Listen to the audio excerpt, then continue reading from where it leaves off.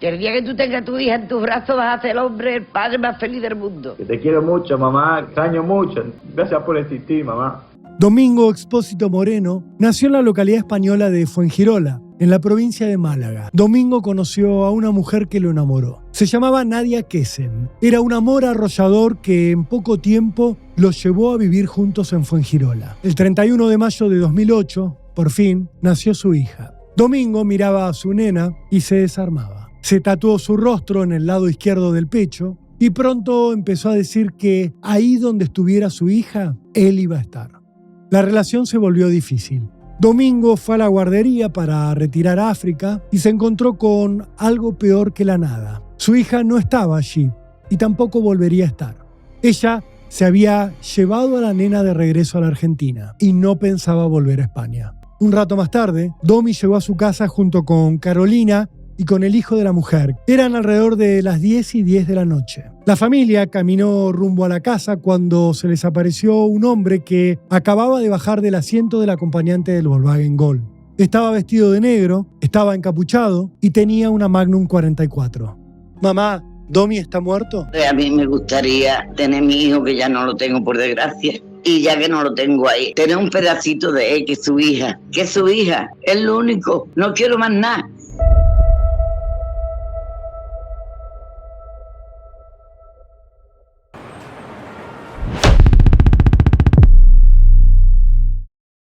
El siguiente episodio está basado en hechos reales. Muchos de los casos aquí presentados aún permanecen sin resolverse. Todas las opiniones, conjeturas o hipótesis expuestas a lo largo de los episodios no constituyen, en ningún caso, acusaciones formales hacia los individuos mencionados.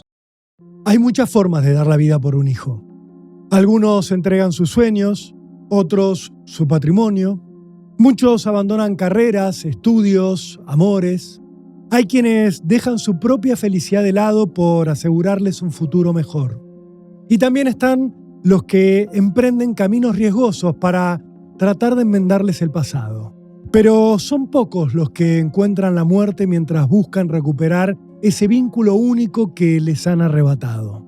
Domingo Expósito Moreno nació en la localidad española de Fuengirola, en un área conocida como Santa Fe de los Boliches, en la provincia de Málaga. Es una zona de playas y de mar, en el corazón de la Costa del Sol, donde reina el flamenco y la música es una auténtica forma de vida. Domingo jamás tuvo problemas con nadie, ni inconvenientes para conseguir pareja. Morocho, buen mozo y con la música en la sangre, vivía para tocar flamenco con el cajón. Pero necesitaba ganarse esa vida con cosas más terrenales, que por el momento lo tenían ocupado trabajando como mozo en un bar de Fuengirola. Allí sería donde, allá por 2006, Domingo conoció a una mujer que lo enamoró. Era argentina, rondaba los 24 años, igual que él, y había llegado a Andalucía en busca de un futuro mejor. Se llamaba Nadia Kesen, había nacido en la ciudad patagónica de Comodoro Rivadavia y era quiromasajista, pero quería algo más en la vida. Y ese algo, les pareció pronto a los dos, era un amor arrollador que en poco tiempo los llevó a vivir juntos en Fuengirola. El amor los llevó también a entregarse uno al otro a toda velocidad. La convivencia los puso a pensar en formar una familia y en 2007 se enteraron de que Nadia estaba embarazada. Por un tiempo, casi un instante, todo fue felicidad. El 31 de mayo de 2008, por fin, nació su hija. La bautizaron África, en homenaje al sueño compartido de un viaje que jamás lograrían hacer. Domingo miraba a su nena y se desarmaba. Se tatuó su rostro en el lado izquierdo del pecho y pronto empezó a decir que ahí donde estuviera su hija, él iba a estar. El nacimiento de la nena cambió de alguna manera los términos de la relación. La pareja se degradó y en 2009 Nadia terminó dejando el departamento que compartía con Domingo. Se llevó con ella a África en medio de una pelea cada vez más agria con el padre. La relación se volvió difícil. Domingo arregló de palabra con Nadia un régimen de visitas que ella no siempre aceptaba cumplir. Sin embargo, la familia del hombre nunca le dio la espalda a ella. Siempre intentó mantenerla cerca para no perder contacto con África, al punto que, en el fin del año 2009, sabiendo que Nadia estaba sola en España, la invitaron a pasar la noche vieja con ellos para acompañarla. Igual las cosas se siguieron tensando. Nadia comenzó a evitar que Domingo viera a su hija con diferentes excusas. En 2010, presentó una denuncia contra él para intentar que la justicia le pusiera una restricción, pero no logró demostrar lo que decía, básicamente porque era mentira. Como los dos trabajaban y la argentina no tenía familia que la pudiera ayudar y tampoco quería que la nena quedara bajo el cuidado de la familia de Domi, la anotaron en una guardería.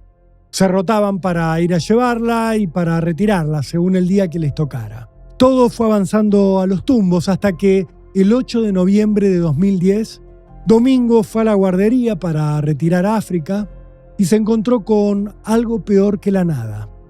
Su hija no estaba allí y tampoco volvería a estar. Un mensaje de texto de Nadia le agregó a los pocos minutos los datos que le faltaban para completar la historia. Ella se había llevado a la nena de regreso a la Argentina y no pensaba volver a España.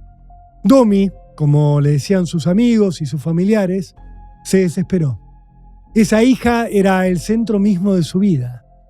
Intentó convencer a Nadia por teléfono para que revisara su decisión, pero ya no encontró respuesta. Entonces decidió intentar forzar el reencuentro. Fue a Madrid, se tomó un vuelo rumbo a Buenos Aires y de allí voló al sur de la Argentina, un país a donde nunca había estado. Se fue hasta Comodoro Rivadavia, la ciudad de la provincia de Chubut donde había nacido su expareja, y logró ubicar a Nadia y logró ver de lejos a su hija.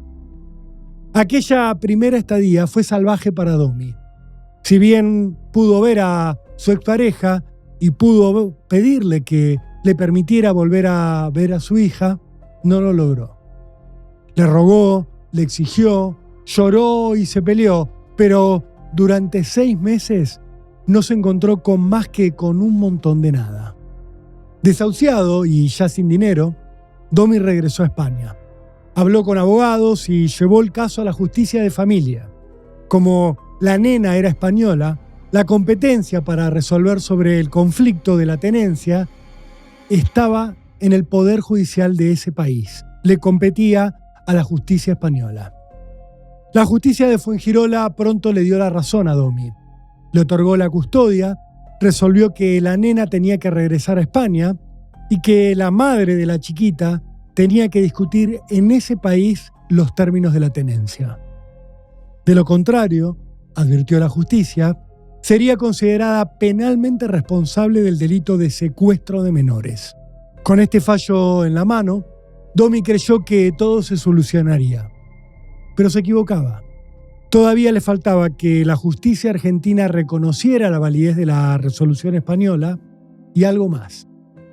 Un paso que era todavía más difícil, que un magistrado de Comodoro Rivadavia hiciera cumplir el fallo dictado en España. Por último, le faltaba que Nadia acatara estas resoluciones. Al ver que pasaban los días y que nada de esto pasaba, Domi decidió volar otra vez a la Argentina.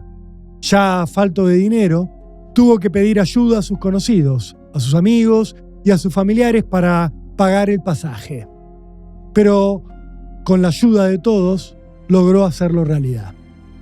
En octubre de 2012, el malagueño aterrizó por fin en Comodoro Rivadavia y comenzó los trámites judiciales. No era algo fácil ni rápido, por lo cual siguió apostando a la paciencia. Tenía el apoyo de su familia en Andalucía y contaba con la verdad de su lado. Las primeras gestiones le sirvieron para que Nadia se viera obligada a permitirle ver a África. Si bien la mujer se seguía resistiendo a compartir la tenencia o a viajar a España para discutirla, tuvo que rendirse a la exigencia de que Domi viera regularmente a su hija. El hombre se acomodó como pudo. Dado que no tenía residencia legal, no podía trabajar en blanco. Empezó a frecuentar los ambientes vinculados a la música y así fue como conoció a Carolina Gallá, una profesora de danzas españolas que tenía una escuela artística en la calle Figueroa Alcorta al 600, en Comodoro Rivadavia. Esta argentina lo hizo reconciliarse con el amor. Carolina era una mujer dulce que venía de su propio desengaño amoroso y que tenía un hijo pequeño que pronto empezó a querer a Domi casi tanto como a ella. El malagueño mantenía su lucha en primer plano, pero poco a poco empezó a armar una vida en tierra argentina. Consiguió trabajo como cocinero en una roticería de la vecina localidad de Radatili y empezó a tocar el cajón para las clases de flamenco que daba Carolina en su escuela. Cada 3 meses, su novia lo acompañaba en un viaje de 450 kilómetros hasta la ciudad chilena de Coyhaique. Necesitaba salir de Argentina como turista y volver a ingresar para mantener su documentación en regla. Es que Domi no había pedido la radicación precaria a la que accede cualquier extranjero porque tenía pensado volver a España pronto, apenas la justicia le restituyera a su hija. Sin embargo, la situación se demoraba. El 11 de diciembre de 2012, por fin, el Superior Tribunal de Justicia de Chubut reconoció que el fallo de la justicia española sobre la restitución de África era válido y derivó el expediente a un juzgado de familia de Comodoro Rivadavia para que ejecutara las acciones necesarias para que la resolución dictada en Málaga se hiciera realidad. Entonces empezó el siguiente tramo de la lucha de Domi, con el apoyo de amigos argentinos que empezaron a organizar comidas para reunir fondos económicos que lo ayudaran a sostener su batalla. El músico español comenzó la disputa con Nadia en los tribunales argentinos. La mujer estaba por entonces en pareja con un hombre llamado Sergio Solís y no tenía ninguna intención de cumplir con la justicia.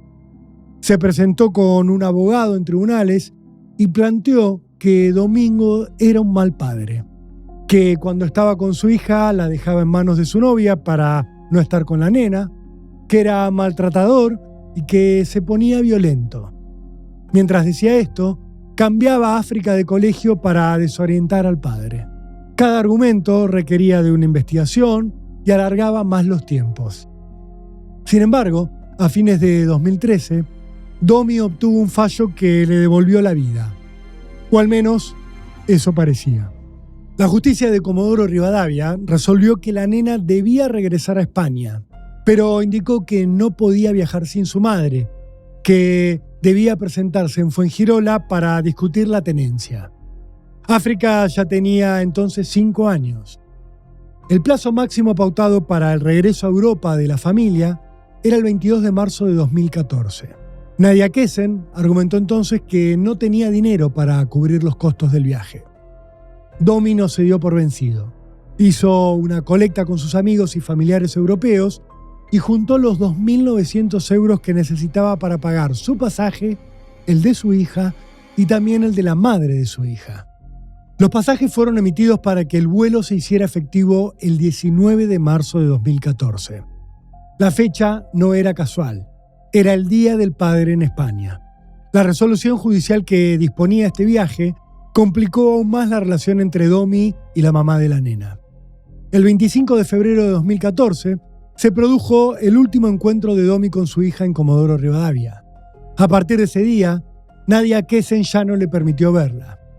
El músico decidió apostar otra vez por la paciencia. Sentía que faltaba poco para el viaje a España y que solo tenía que resistir un poco más. Sin embargo, cuando llegó la fecha del viaje, Domi se encontró con otra decepción. El mismo 19 de marzo, el español fue al aeropuerto para reunirse con su ex y con su hija, pero ninguna de las dos apareció. Se quedó esperando durante horas. Cuando finalmente se resignó, fue hasta el juzgado y pidió explicaciones. Ahí se encontró con que Nadia Kessen se había presentado y había denunciado que le habían robado un bolso a donde tenía los pasaportes de ella y de su hija, y que por eso no podía viajar. Luego se sabría que la mujer le había escrito en esos días a su tía: «Ni en pedo me subo a ese avión». Y luego le había advertido: «Si no, plan B. Sin saber nada de esto, Domingo, otra vez, se movió para lograr su objetivo. Llegó hasta el consulado de Bahía Blanca, gestionó y pagó los nuevos documentos para su hija y para la madre. El trámite demoró semanas, pero fue exitoso. El vicecónsul de España decidió entregarle directamente los documentos de viaje al juzgado para que quedaran allí bajo custodia hasta que llegara la fecha del nuevo vuelo hacia Madrid. Con estas nuevas condiciones, el juzgado resolvió que la nueva fecha límite para que se concretara el viaje a España fuera el 30 de junio de 2014. El juzgado agregó una condición: que Nadia Kesen le entregara a la nena a Domi al menos 2 días antes del viaje, para que él pudiera volar aún si la mujer no se presentaba, para asegurarse que el viaje de padre e hija se hiciera realidad, no importaba lo que Nadia Kesen quisiera. Pero faltaba pagar los pasajes nuevos. Esto también era un problema para Domi. Habiendo pagado los pasajes originales, ya prácticamente no tenía más dinero. Su solución fue llevar su caso al programa de televisión Tiene Arreglo, que se emitía todas las mañanas por Canal Sur, una emisora financiada por el gobierno de Andalucía. Domingo Expósito, malagueño, padre, coraje, Super Domi. buscando a su hija desde hace más de 100 días. El músico contó allí toda su historia y consiguió 2 cosas. Por un lado, que le acercaran el apoyo legal gratuito de un abogado español llamado Manuel Huertas. Por otro, que el público donara el dinero que necesitaba para pagar las multas y los recargos que le imponía la aerolínea para mover y cambiar las fechas de los pasajes de avión. La colecta fue un éxito. En la televisión española comenzaron a presentar a Domi como el padre coraje. En distintas emisiones lo entrevistaron por teléfono y por videollamada, y también hicieron notas con su mamá, Josefa Pepa Expósito, que fue rebautizada como la abuela coraje o la abuela de Andalucía.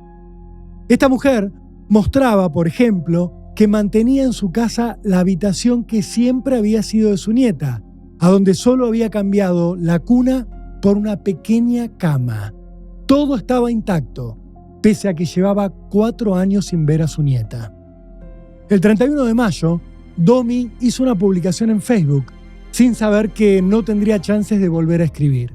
Hoy, hace más de 3 meses que añoro tus besos, tus abrazos, tu sonrisa. Te extraño tanto, hija, que mi vida se va apagando cada minuto que no sé nada de ti.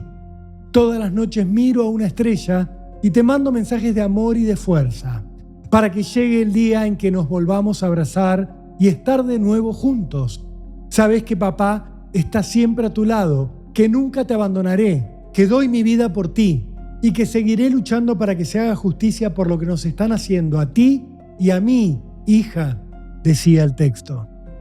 El clima en la Argentina era cada vez más denso. Domi empezó a recibir amenazas y también su novia. «Te vas a quedar sola», le escribieron al celular de Carolina Gallá. La pareja contaba los días para que todo se resolviera. El lunes 26 de junio comenzaría el viaje desde Comodoro Rivadavia. O al menos eso creían. 15 días antes del viaje, el 11 de junio de 2014, Pepa Expósito dio una entrevista al programa Tiene Arreglo y contó que estaba esperanzada con que el final estuviera cerca.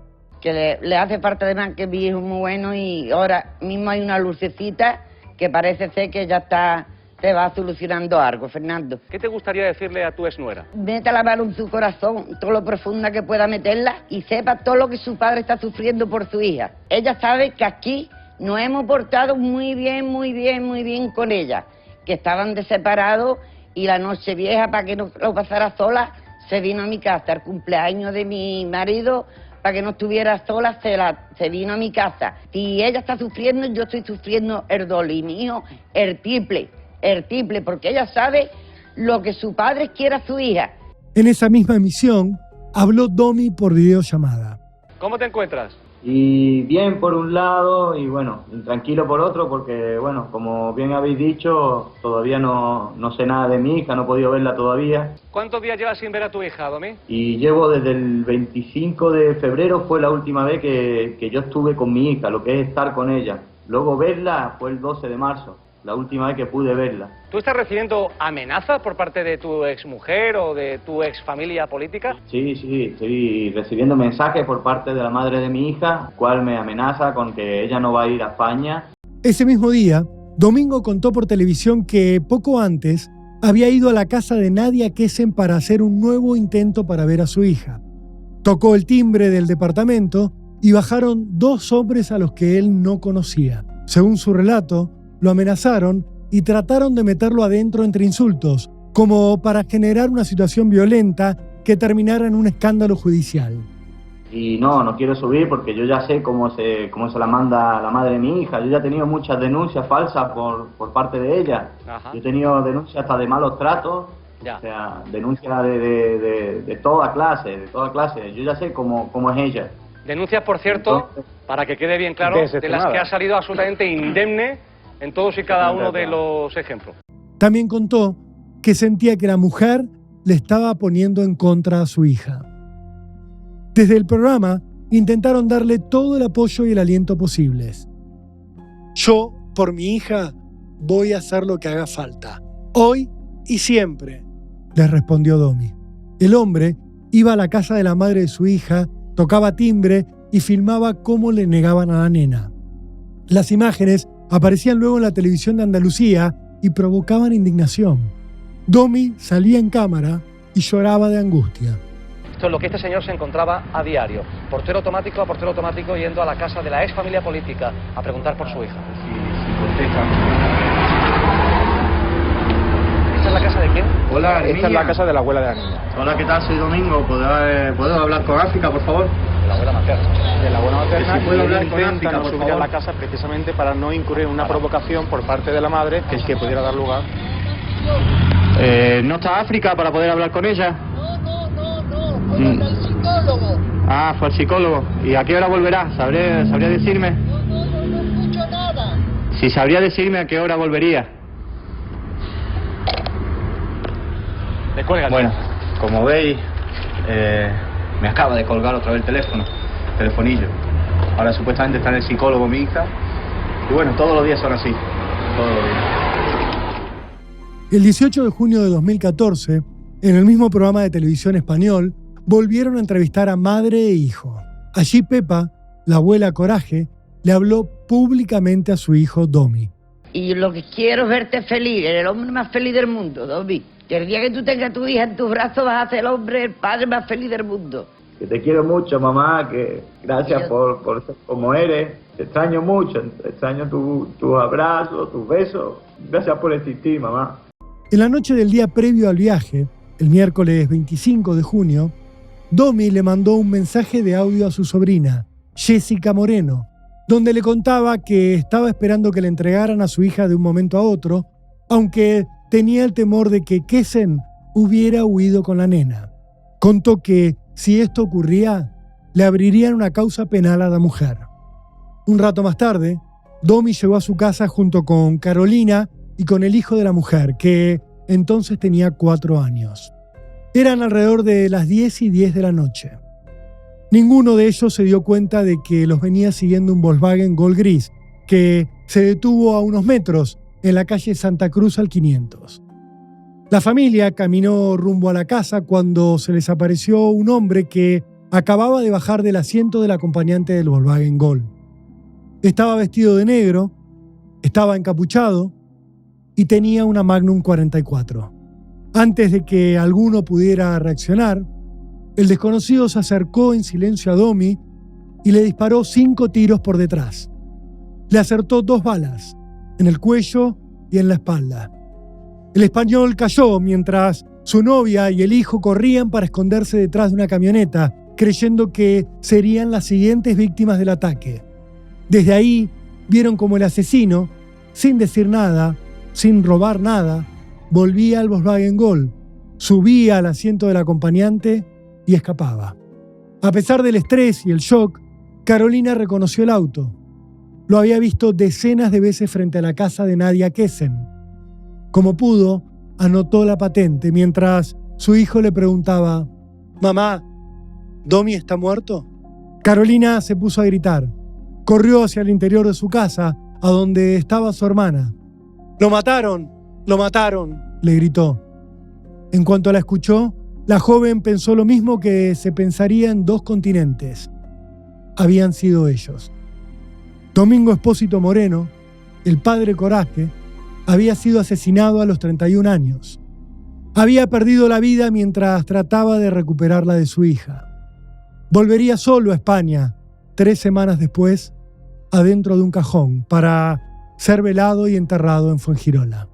El impacto de la noticia fue enorme, tanto en Argentina como en España. A la mañana siguiente del crimen, el 26 de junio, el conductor de Tiene Arreglo, Fernando Díaz de la Guardia, abrió el programa hablando de Domi, llorándolo al aire.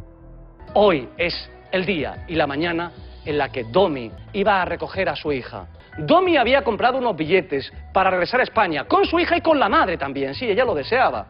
Y él volvía a España, la semana que viene. Esta madrugada, Domingo Espósito, Domi, el padre Coraje andaluz, ha sido asesinado a tiros en Argentina.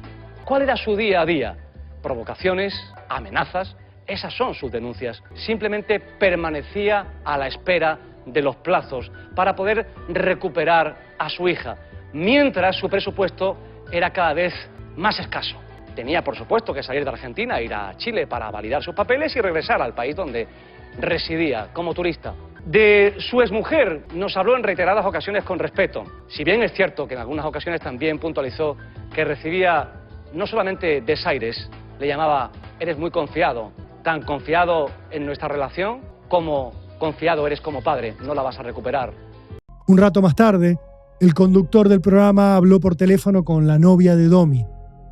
Le dio el pésame y escuchó a la mujer desgarrada, destruida. Había perdido a su amor y había visto cómo se lo arrebataban. «No pudimos», se lamentó Carolina Gallá. No pudimos.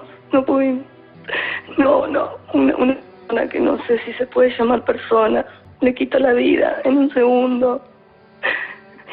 Y así, sin pensarlo, sin nada, sin darle lugar a nada. No tuvo piedad.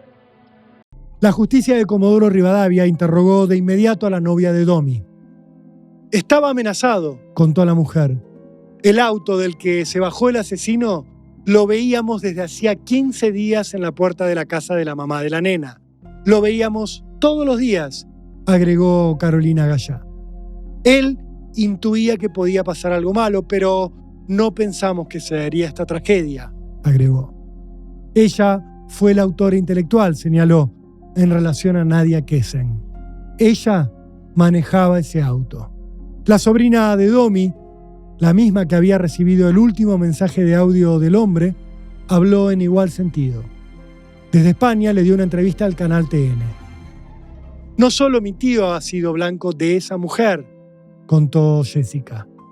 «A su novia la machacaron psicológicamente también con mensajes», agregó. «Está claro que un robo no es. Está claro que iban a por él. Está claro que el coche del cual se bajó esta persona que terminó con la vida de mi tío estaba en casa de la madre de esa niña», agregó. «Mi tío tenía que venirse con su hija y al final va a venir él, muerto», concluyó.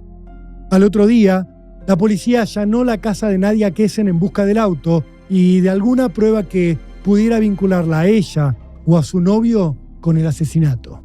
Pero no logró nada. Solo pudo llevarse un teléfono y una computadora. Kessen reaccionó dando una entrevista a Radiovisión de Comodoro Rivadavia. Ahí se declaró inocente.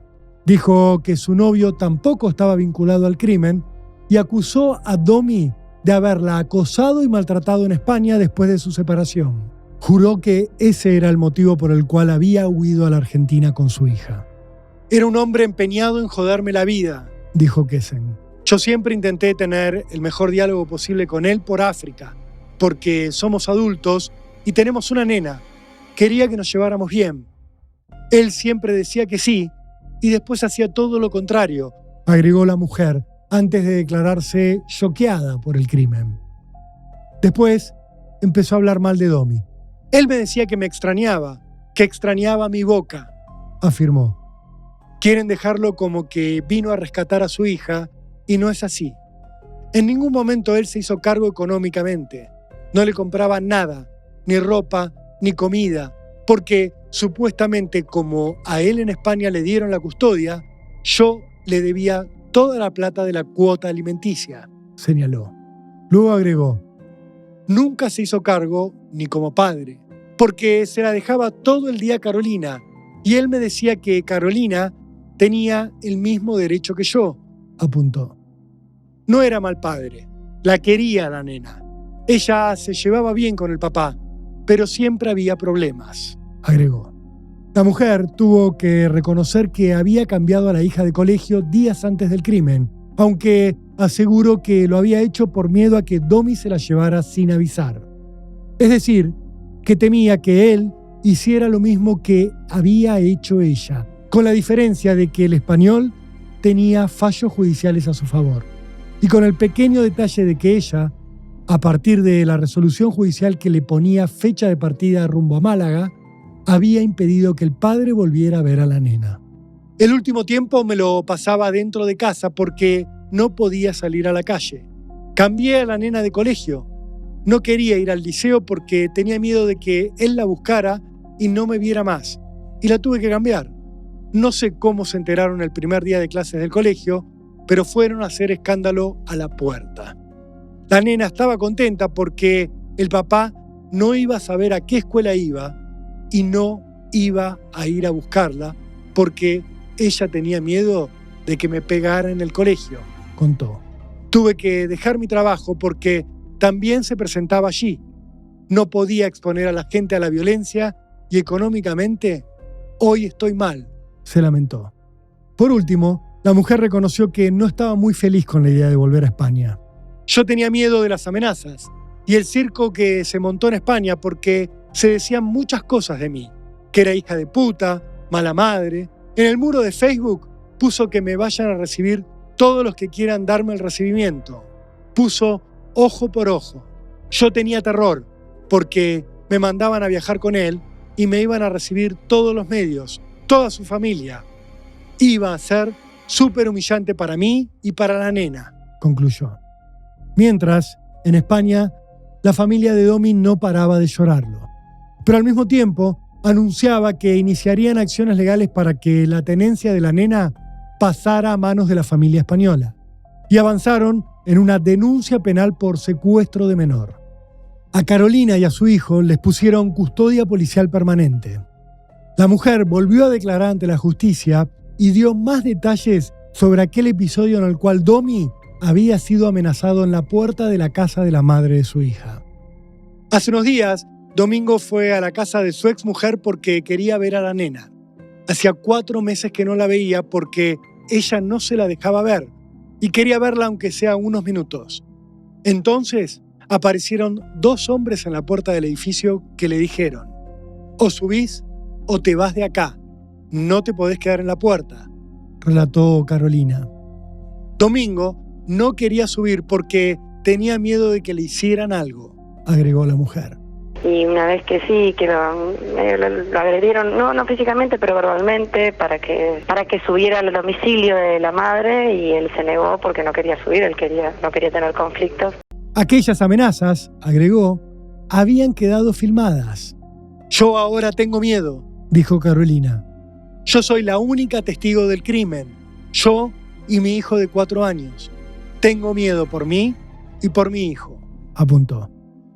Finalmente, el Volkswagen Gol, usado en el crimen de Domi, apareció abandonado 4 días después, en el barrio 1008 Viviendas, cerca de donde vivía un amigo del novio de Kessen.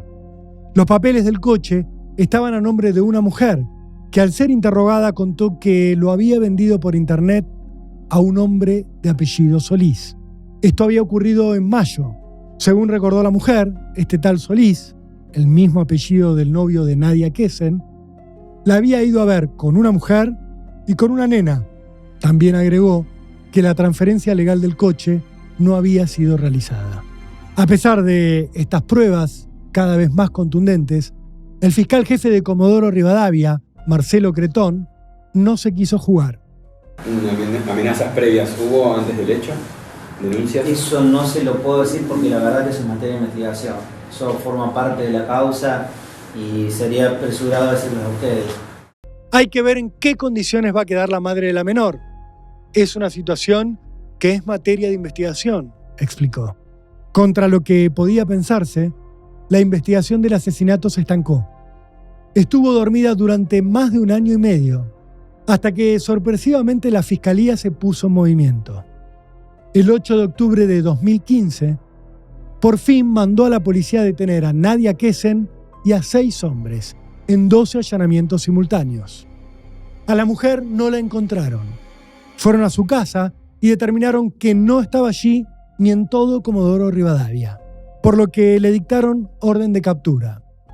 Luego detuvieron a su novio, a Sergio Solís, acusado de homicidio doblemente agravado por alevosía y por promesa remuneratoria, es decir, por haber participado de un crimen por encargo.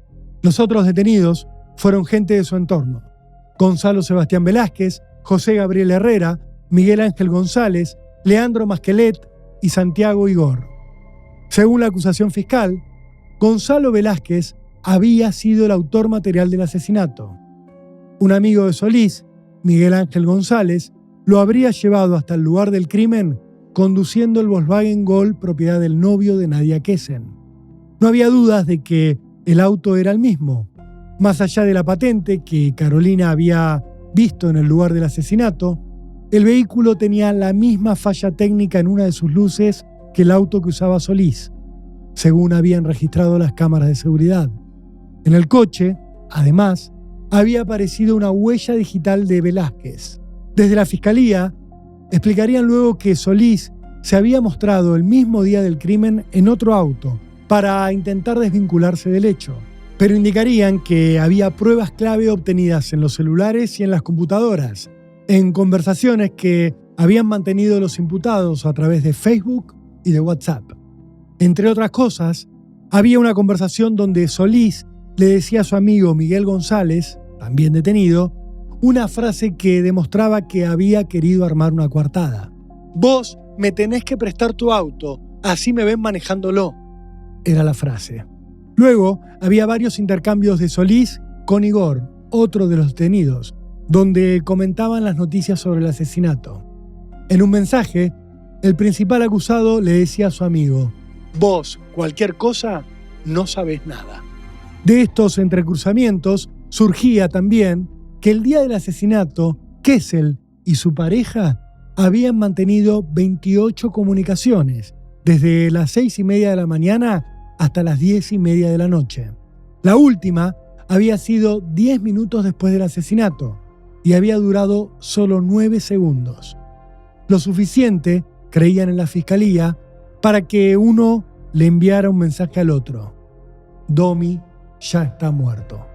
Las llamadas tenían una particularidad más.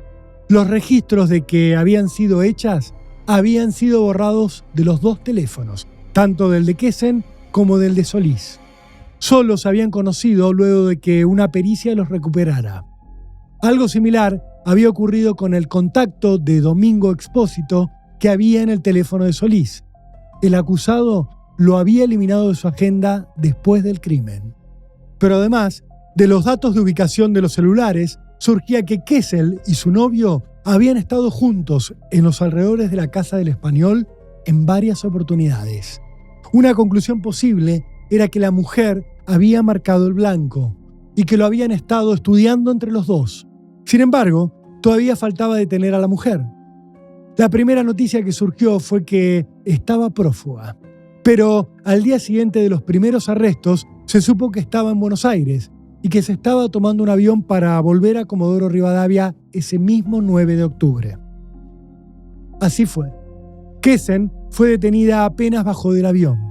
Fue trasladada a la alcaidía policial a la espera de la audiencia judicial de control de detención, mientras se dispuso que provisoriamente su hija África quedara al cuidado de la abuela materna.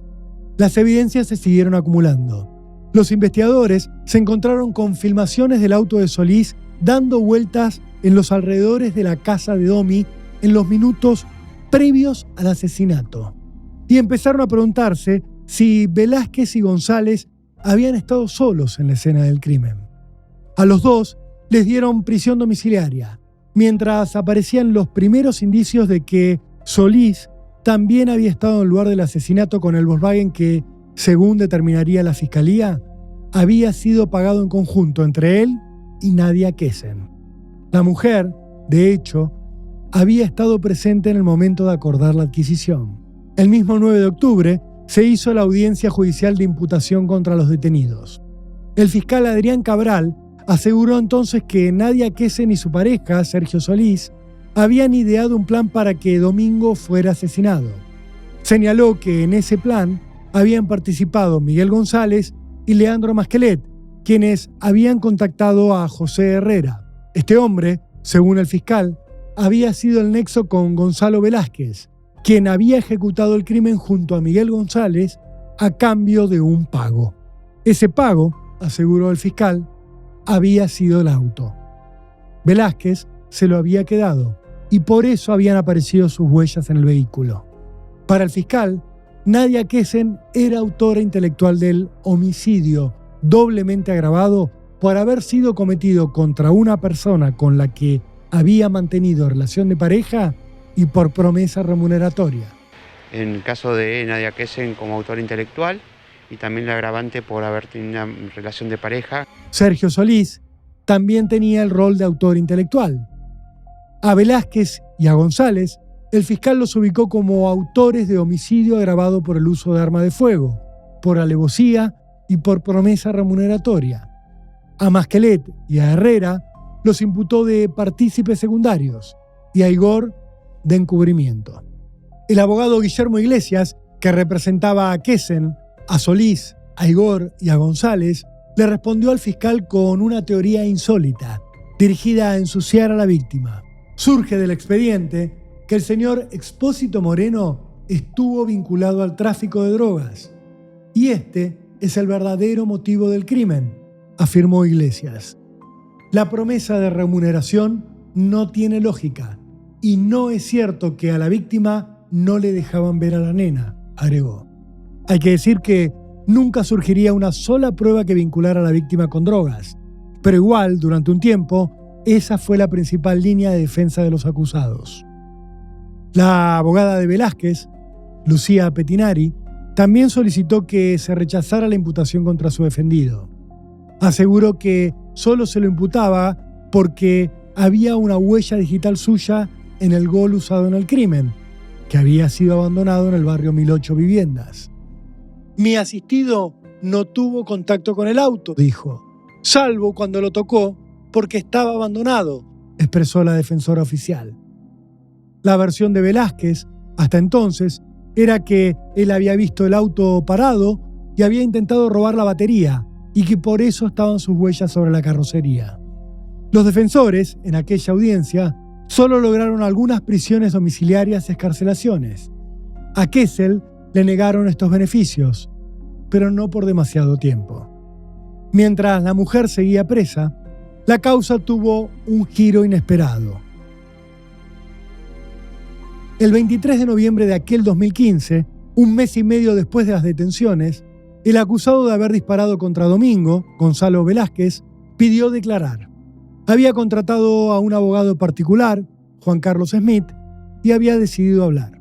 En su declaración, Velázquez afirmó que conocía a otros dos de los imputados, a Miguel Ángel González y a José Herrera, porque vivían juntos en una casa a donde él solía ir para venderles objetos.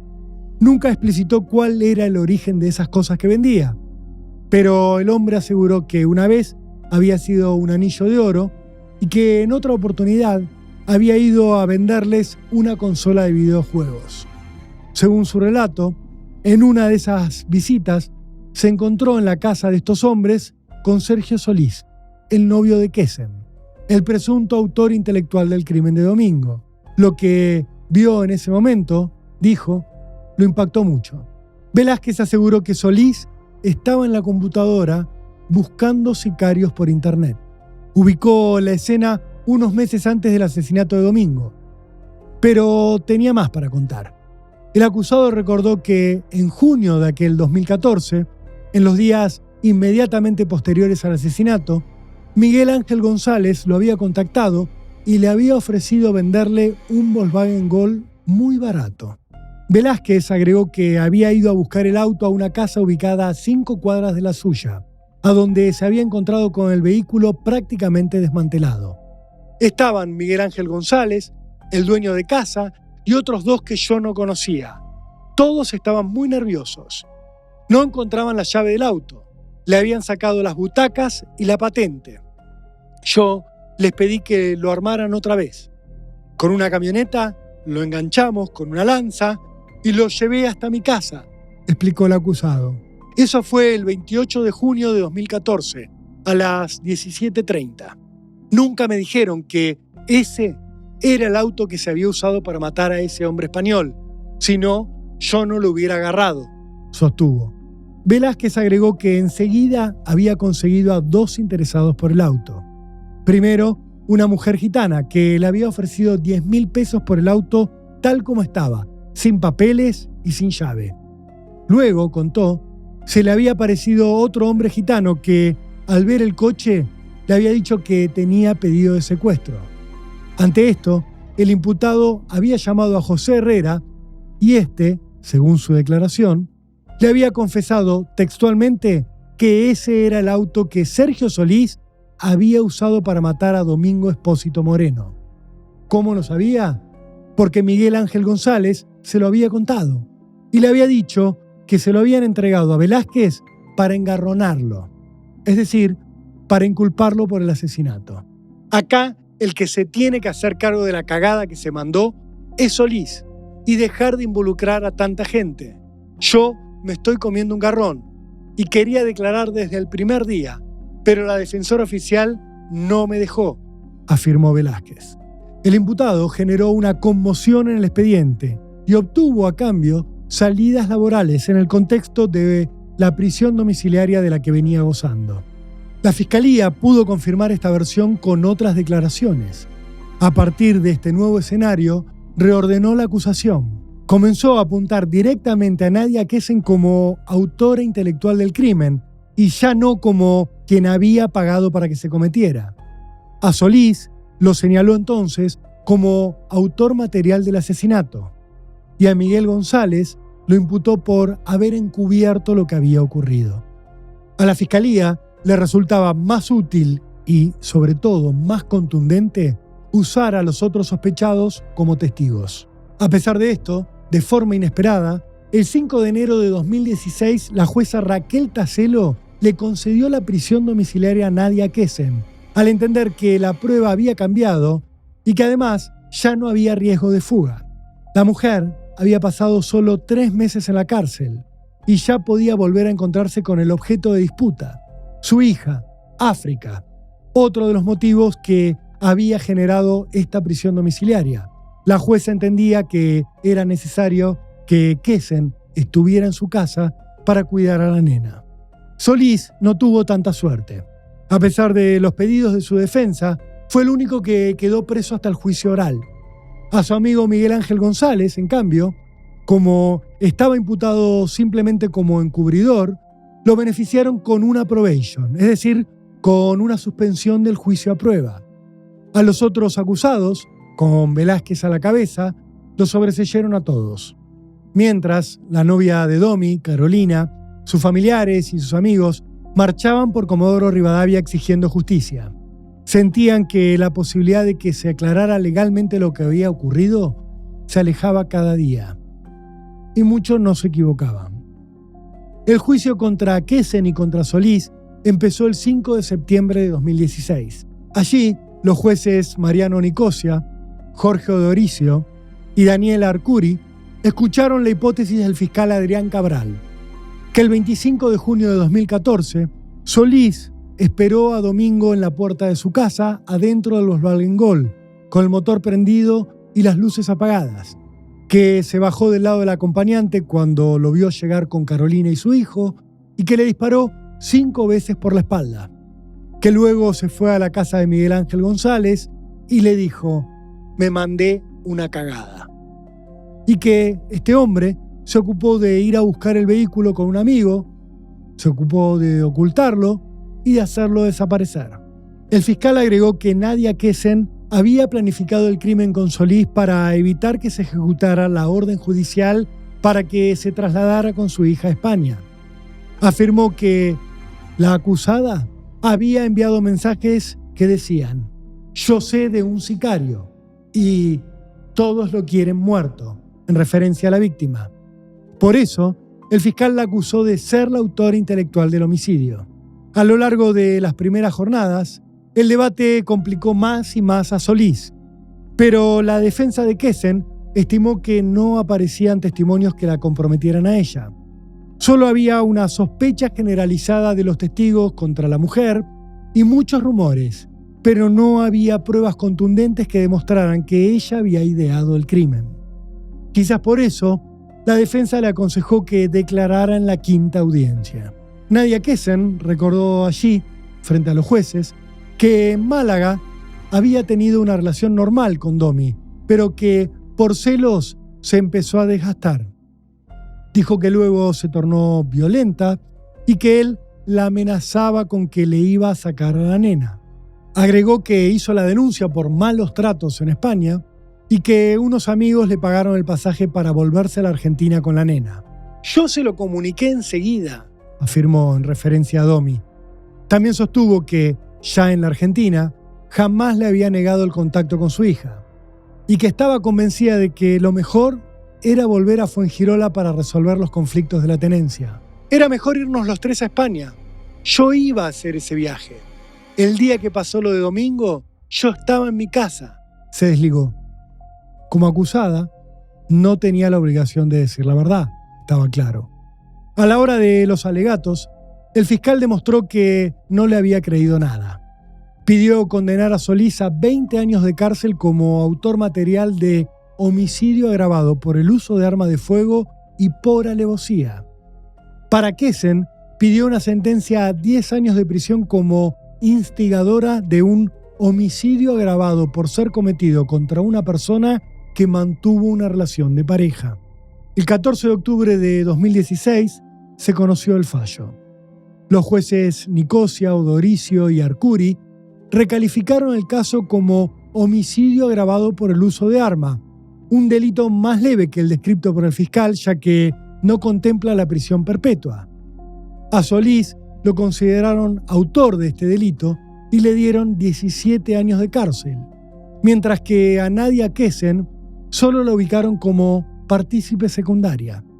Le dieron 7 años de cárcel porque entendían que causaría en la niña mayor dolor alejarla de su madre por un tiempo excesivo, y destacaron que la solución del conflicto no debe soslayar el mantener el vínculo con su madre.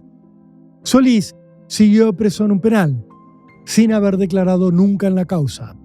Solo habló con los periodistas tras el fallo y dijo ser inocente. ¿Entonces lo mataste? ¿No sos responsable de su muerte? No. Kesen, por su parte, siguió en su casa con su hija. Sin embargo, todavía faltaban muchas novedades judiciales. En marzo de 2017, la Cámara Penal de Comodoro Rivadavia confirmó las condenas contra la pareja. En paralelo, seguía la disputa en el fuero de familia por la tenencia de la hija de Kesen y de Domi. Un año después, en marzo de 2018, hubo otra noticia. Un juzgado de familia decidió quitarle a la mujer la patria potestad de la nena y ordenó que la separaran de ella. Ante esto, el juez penal Mariano Nicosia le revocó la domiciliaria a Kesen, dado que la estaba cumpliendo en la casa de la abuela materna de África, que ahora estaba legalmente a cargo de la chiquita. Kesen fue a parar así a la alcaidía de la policía, pero solo lo haría durante las siguientes 24 horas. Es que al otro día, como si se tratara de una mala película de enredos, Kesen ofreció un nuevo domicilio, la casa de una tía en Radatili, y la justicia le dio el beneficio de volver a tener prisión domiciliaria, ahora en esta nueva propiedad. Este beneficio fue apelado y se revisó en 2018, cuando por fin decidieron encarcelar a Nadia Kessen. Las idas y vueltas marcaban las dudas que tenía la justicia sobre esta mujer y las pocas ganas que tenían de condenarla definitivamente. El 15 de mayo de 2018, pocos días después de que la mandaran otra vez a la cárcel, el Superior Tribunal de Justicia de Chubut tomó el caso y dio el veredicto final. Los jueces Alejandro Panisi, Miguel Donet y Mario Vivas señalaron que había contradicciones en el enfoque que habían tenido los magistrados del juicio oral y los magistrados de la Cámara Penal, que habían confirmado las sentencias. Panisi entendió que había una situación de arbitrariedad y de contradicción entre las dos sentencias. Escribió: mientras los magistrados del debate concluyeron que la mujer aportó datos concretos a Solís acerca de dónde hallar a Expósito Moreno la noche del ataque y además reforzó la decisión homicida de aquel, los camaristas tildaron de inocua aquella asistencia con información y a su turno destacaron que Solís poseía la motivación para ultimar a la víctima, dado que tenía interés afectivo y económico en que Nadia Kessen no viajara a España, pues de esa manera vería modificado sustancialmente su régimen de vida. Panisi agregó: no se probó en qué Kessen determinó a Solís. El dato de que la imputada tenía gran capacidad de manipulación nada aportó e incluso quedó desbaratado con relación a su influencia en Solís, ya que las conclusiones del peritaje psicológico de este lo describieron como una persona escasamente manipulable. Su colega Donet puntualizó sobre la mujer: su perfil manipulador resultaba inocuo sobre Solís, ya que se comprobó, peritaje psicológico mediante, que la personalidad de este imputado era muy poco susceptible de ser manipulada. Así, el tribunal sobreseyó a Kessen y ordenó su libertad inmediata. A Solís, en cambio, le confirmaron la condena punto por punto y lo dejaron preso por haber cometido un crimen que solo favorecía a su mujer, pero que a ella no le terminó significando más que unos meses de cárcel. Parecía que Kessen podría seguir su vida como si nada, pero en España la familia de Domi seguía luchando por la nena. En 2019 logró que se pusiera fecha de juicio para procesarla por el delito de sustracción internacional de menores, algo por lo que Pepa Expósito, la abuela Coraje, la venía denunciando desde 2014. En esta causa, la Fiscalía señaló en sus conclusiones iniciales que tras la separación, Kessen y Domi acordaron verbalmente un régimen de guarda, custodia y visitas respecto a la menor, pero que la acusada, actuando en todo momento sin el conocimiento del padre, se marchó con la niña a su país de origen. La Fiscalía puntualizó que luego la mujer permaneció en Argentina sin dar a conocer al padre el paradero de su hija y privándole de cualquier contacto. También señaló que la mujer llegó a impedir su asistencia a la escuela con el fin de evitar la localización y entrega al progenitor de la nena. El abogado de la familia, Manuel Huertas, presentó un escrito donde destacó que la conducta de la mujer buscaba impedir cualquier contacto de la nena con Domi, perjudicando gravemente tanto los intereses de la menor como los de su familia paterna. Tanto la Fiscalía como la acusación particular pedían para la acusada una condena de 4 años de prisión por secuestro de menores y la pérdida definitiva de la patria potestad de la chiquita. Pepa, la abuela Coraje, había agotado todas las instancias. Había viajado a la Argentina para visitar a su nieta y había logrado hacerlo un par de veces entre septiembre y octubre de 2016, cuando la familia de Kessen se encontró con la sentencia en contra de la mujer y decidió cerrarle definitivamente las puertas. Yo tengo la fuerza que mi hijo me dejó para que siga luchando por su hija, indicó la mujer por aquellos días en una entrevista con la televisión española. Recordó que el 30 de octubre de 2016 había sido la última vez en la que había podido hablar con la nena. Hace un año que no hablo con mi nieta, agregó. El primer día, muy contenta, se abrazó a mí y al abuelo, llena de felicidad, y me decía, abuela, ¿cuántas faltas me habías hecho? ¿Cuánto he hecho de menos? Y luego cuando fuimos a verla ya en octubre, porque en septiembre no la pudimos ver hasta octubre, ya la niña había cambiado, ya no era África. Su sonrisa se había cortado, su timidez estaba como manipulada completamente. Increíble, increíble de un día a otro como mi niña cambió. Pues que ya no nos hablaba, no se quería acercar a nosotros. Yo creo que a la familia de la madre le afectó mucho de que la niña se alegrara tanto vernos. A pesar de toda la lucha, la audiencia inicial de este juicio por secuestro de menores finalmente se suspendió. Se volvió a fijar para febrero de 2021, con Kesen participando por videoconferencia desde Argentina. Pero llegado el día, se volvió a suspender. Ahora por presuntos problemas de salud de uno de los participantes del debate. En marzo de ese mismo 2021, la Corte Suprema de Justicia Argentina confirmó la absolución de Kesen por el crimen de Domi, el padre Coraje. A partir de ahí, ya no hubo más novedades judiciales en el caso. Nadia Kesen, al menos hasta ahora, sigue viviendo en Argentina junto a su hija, bien lejos de la tumba de Domi. Su abuela, Pepa, la sigue esperando en España. Yo esperaba de la justicia que diera sido más justa, y habiendo todas las pruebas que había contra ella, que la hubieran condenado como se debía de condenar a una persona. Mi marido está muerto en vida, desde el día que le pasó a mi hijo lo que le pasó. A mí me gustaría tener mi hijo, que ya no lo tengo por desgracia, y ya que no lo tengo ahí, tener un pedacito de él, que es su hija. Que es su hija. Es lo único. No quiero más nada.